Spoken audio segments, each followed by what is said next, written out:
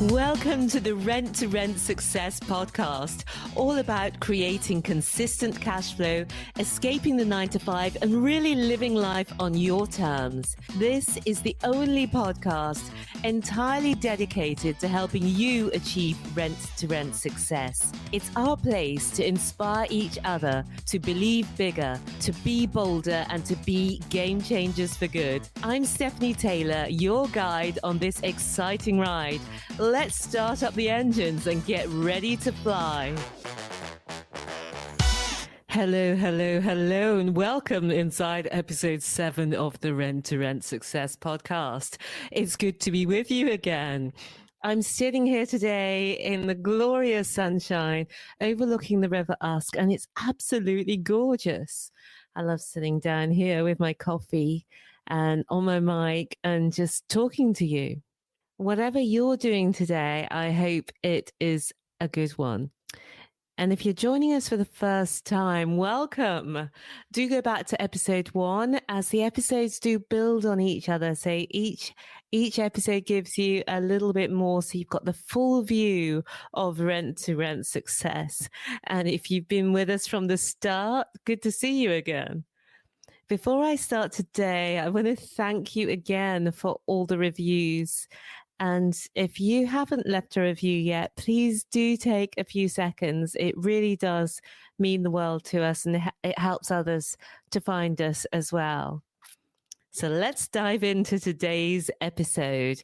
How do I start a rent-to-rent business with no money? I get asked about this all the time. And this one is really simple. You can't. It's impossible to start a rent-to-rent business with no money. I can't think of a single business that you can start with no money. But as we talked about in episode 2, rent-to-rent is an incredibly efficient business model. Little money is required to start up. You can be profitable within a few months, and most businesses are not profitable in the first year. You have consistent recurring cash flow. Most startups do not have recurring revenue. And you have the names and addresses of your perfect customers. Most businesses have to find their customers blind. And I love the fact that at its very simplest, you rent a property, something that thousands of people are doing every day. And with just 3 to 5 properties, you can replace an average UK salary. Check out episode 2 if you missed it, where we go into that a little bit more. So can you start a rent-to-rent business with no money? Well, no, you can't. But can you start a rent-to-rent business with little money? Whether it's yours or other people's? Well, yes, you can. And I encourage you to raise at least some funds yourself first. In this podcast, I'm going to give you some ideas about how to raise funds to get started. And in next week's episode, we'll talk about how much money exactly that you need to start your rent-to-rent business. So here are some ways to raise money if you're starting from zero, or maybe you're in debt.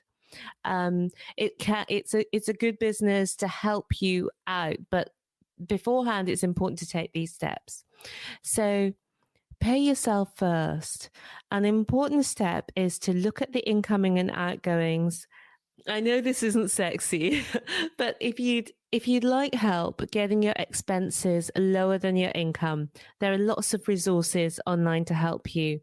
And Martin Lewis, the money saving expert, has a money makeover, and that's a great place to start. I'll put a link in the show notes. And then once you've got your spending lower than your income, it really is important to start saving, however small, and then you can build it up over time. This is the beginning of wealth creation. Set up a standing order as soon as your income arrives. Pay yourself first. This money eventually will be the money that you're using to invest. It's such an important habit to start for yourself. Start at £1 a month if you have to, and build it up from there and increase it as you earn more. Paying yourself first is a state of mind. And if you won't do it now, you're unlikely to do it later, even when you have more money. And a great book to develop this further is The Secrets of the Millionaire Mind by T. Harv Eker. And I'll put the link for that in the show notes. It's a fantastic book. Thanks for being on board today. And you know what Steph would love more than a cute dash-hound photo on Instagram? It's you. She'd love to hear from you about what's stopping you getting started, about what rent-to-rent wins you've had this week. Slide into her DMs. She's at Stephanie T Property on Insta, or just click rent2rentsuccess.com/Insta. That's rentsuccess.com/Insta, and it'll take you straight to her profile. Now more than ever, life is all about staying connected. So let's talk. So once you've got that sorted out, you've got your expenditure lower than your income, you're paying down your debt, and you are saving. The next step is to look at how can you increase your income. And if you have a job, you maybe put together some evidence of how you save money or time and the business impacts, and ask for a raise. Go to your boss with a proposal to add to the bottom line and request for the raise if you hit that target. Or if you haven't been performing well, then go to your boss and ask them what they'd really love to see you do to over-deliver in your role, and then do it. If you've got a business, brainstorm about how you could offer more value and charge more. What would make your product or service exceptional? Could you offer a premium product or service to your range? Could you put your prices up and serve fewer people and also have more time? Could you cut your expenses, but be cautious about cutting marketing, which is bringing you in your revenue? And a couple of other things as well, some to bring in some side income. Could you rent out a room in your home, perhaps? Now, this could be on a Monday to Friday basis if you live in a city where there's contractors coming in. This way you can make cash flow without having any additional costs, just in your own home. Could you sell stuff that you no longer use? When you really dig down, most of us have way too many things, and we only use 20% of it regularly. So look at the 80% and look at what you can cut down. Marie Kondo's book, The Life-Changing Magic of Tidying, is very helpful. And it has the side benefit that we often feel happier and more productive with fewer things that we love than with loads of things that we hardly use. And there are so many ways to sell things nowadays, such as Facebook Marketplace, Gumtree, eBay, and lots of other online portals. So there are some ways to increase your income. And then once you're looking beyond yourself, start with family and friends. When you're looking for investment and you need more funds than you have, family and friends are a great place to start because they already know, like, and trust you. And these magic words will help you to attract investments. And the magic words are, do you know anyone who? Like, do you know anyone who would like to invest £3,000 for 2 years and receive 5% interest? When you ask, do you know anyone who, you don't put people on the spot, and people might put themselves forward. Now that interest rates are so low, more of your family and friends will be looking for safe ways to invest their money. And you might be surprised who among your family and friends has money that you had no idea about. And the person that you're speaking to, more often than not, might be interested too and say, well, why aren't you asking me? You'll be surprised who comes forward to invest when they know that you have an opportunity. So carrying on from that, tell everyone you know about what you do. Talking about what you do will bring you more opportunities, both for properties to manage and for investment. So spend time working on being really clear on what you offer. And it'll be easier to talk to people about what you do, both in person and on social media. So be bolder, step out of the shadows and let people know what you do.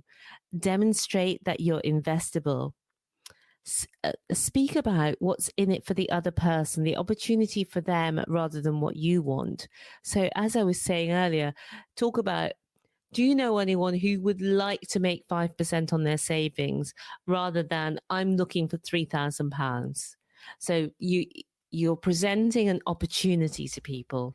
So speak the language of opportunity. Your resourcefulness in making things work for you will help you succeed. And these are some ideas to inspire you about how others have funded deals and how you can too. So your first steps, get your house in order. If your bucket is leaking, i.e. if you're spending more than you earn, stop your bucket from leaking first. And then get your expenditure below your income, implement a plan to reduce your debt, start saving, start paying yourself first, and then see how to increase your income. Let people know what you do. So that was a summary, and that is the end for this week. Next week, I will see you same time, same place, and we'll be talking about exactly what it costs to start your rent-to-rent business. So do come over and say hello in the Rent-to-Rent Success Secrets group. I would love to see you over there. And if you're loving this podcast, please do subscribe, rate, and review the podcast. I read all the reviews and I really appreciate you for leaving them. It helps us show Apple that this is a good podcast. So until next week, have a great rest of the week. And remember, believe bigger, be bolder, and be a game changer. I'll see you soon. Thank you so much for listening. If you like the links for anything mentioned in today's episode, or if voice is not enough and you want to see us on video too, you can find all the show notes and lots more at renttorentsuccess.com. That's rent number 2, rentsuccess.com. If you've enjoyed today's episode, we'd super appreciate it if you would take a few minutes to review it in your podcast app. Remember, we'll be donating to our B1G1 charities too for each review you give. Until then, believe bigger, be bolder, be a game changer.